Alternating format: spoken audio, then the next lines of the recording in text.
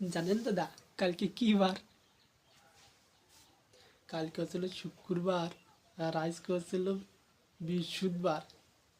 আজকের দিনও ভালো, কালকের দিন আরও ভালো। কারণ কি জানেন?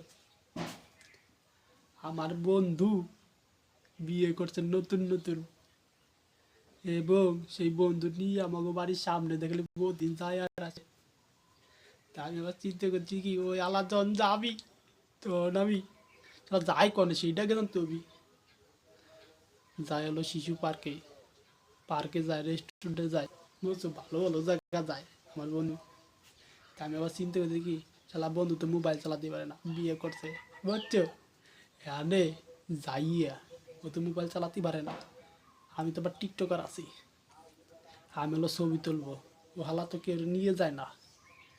যাই হোক আমি পিছনে পিছনে যাইয়া ওর আরে আবডালে থাইয়া ছবি তুলবো, ছবি তুলিয়া ফেসবুকে আপলোড দেবো। তা ফেসবুকে আপলোড দিয়ে ছবি সাইডে দেবো, যাবে বাইরা লইয়া।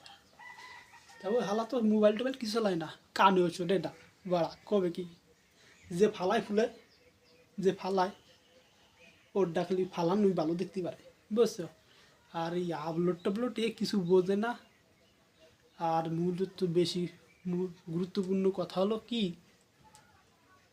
আমার বুক ফাইটে যায় ও যখন আমার বাড়ির সামনে দিয়ে বউ নিয়ে যায়, বলা বুক ফাইটে যায়, আমি তো বিয়ে করি নাই।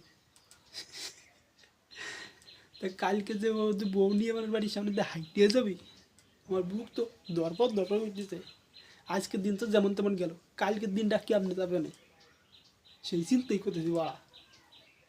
যাই হোক ও মাইনে মাইনে নিবানি, যে বুক বুকটা একটু পাথর চাপা দিয়ে রাখবানি, পাথর চাপা দিয়ে রাখবানি, সব বেচা নাই।